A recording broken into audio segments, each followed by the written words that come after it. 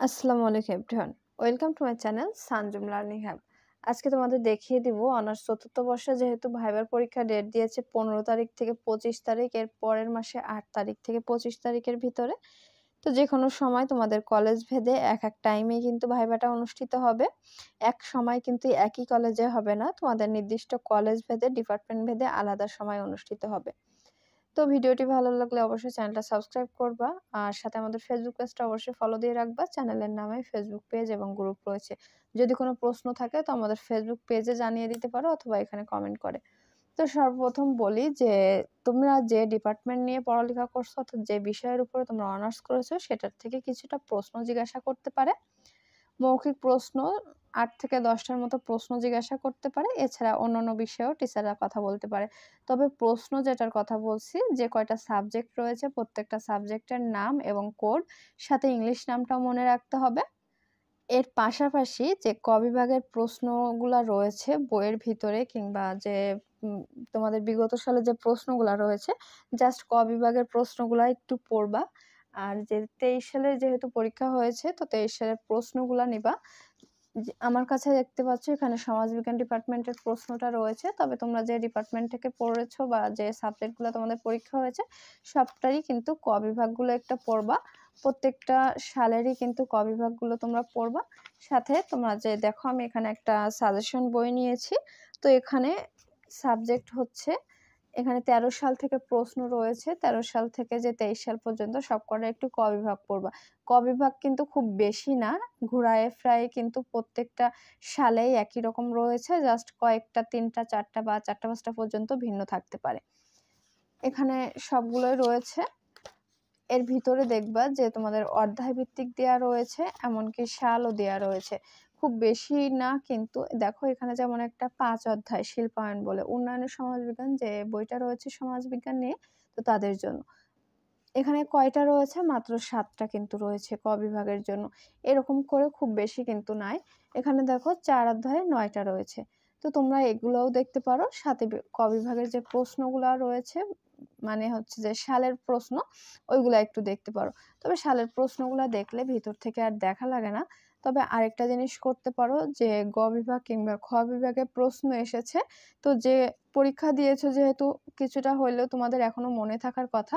তবে যখন দেখবা যে মনে নাই সেক্ষেত্রে এক কাজ করতে পারো, জাস্ট প্রশ্নটা একটু একবার করে দেখবা যে কোনগুলো এসেছে। আর নিজের মাথার মধ্যে ধারণা করার চেষ্টা করবা যে এটা যদি আমার জিজ্ঞাসা করে জাস্ট এটার সম্পর্কে একটা ধারণা দাও, তুমি কি বলতে পারছো কিনা।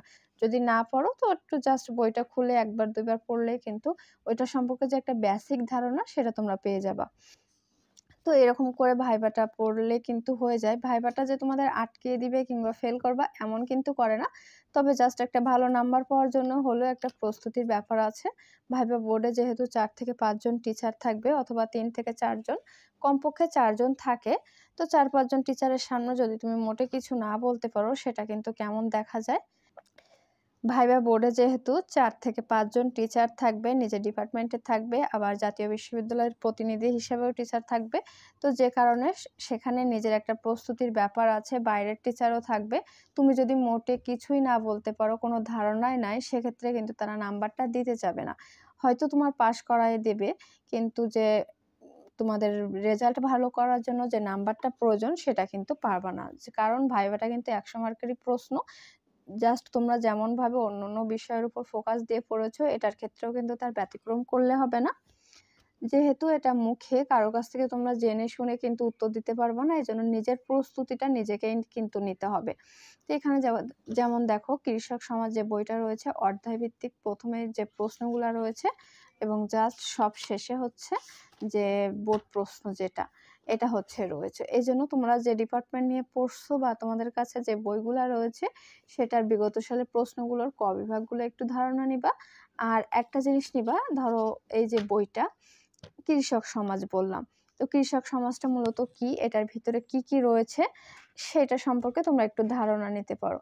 আবার এমন করে জিজ্ঞাসা করতে পারে, "তুমি কোন ডিপার্টমেন্ট নিয়ে পড়ছো?" তো সেই ডিপার্টমেন্টের নাম বলবা। তো এমন জিজ্ঞাসা করতে পারে এই ডিপার্টমেন্ট নেওয়ার পিছনে কারণ কি? এটার লক্ষ্য বা উদ্দেশ্য কি? এই ডিপার্টমেন্টে পড়ালেখার পরে তুমি কি হিসাবে প্রতিষ্ঠিত করতে চাও নিজেকে? তো এমন কিছু প্রশ্ন জিজ্ঞাসা করতে পারে। তো সেজন্য মোট কথা তোমার যে ডিপার্টমেন্ট বা বিষয় থাকবে সেটার উপর ভালোভাবে তোমাদের জানাশোনা করতে হবে। আর এটা মূলত নিজের উপর কি প্রভাব ফেলতে পারে সবকিছুই ধারণা রাখতে হবে। এরকম অল্প কিছু সময় চাইলে ১ দিন ২ দিন পড়লেই কিন্তু তোমরা পেয়ে যাবে। বই যেহেতু বেশি নাই এগুলা একটু পড়বা। আর ভাইবা নিয়ে বিস্তারিত একটা ভিডিও রয়েছে আমার চ্যানেলে আগেই আপলোড দেয়া। চাইলে তোমরা সেটা একটু দেখে নিতে পারো। যদি কোনো প্রশ্ন থাকে তো এই ভিডিওর কমেন্ট সেকশনে জানাতে পারো অথবা আমাদের ফেসবুক পেজ রয়েছে সানজাম লার্নিং হাব নামে।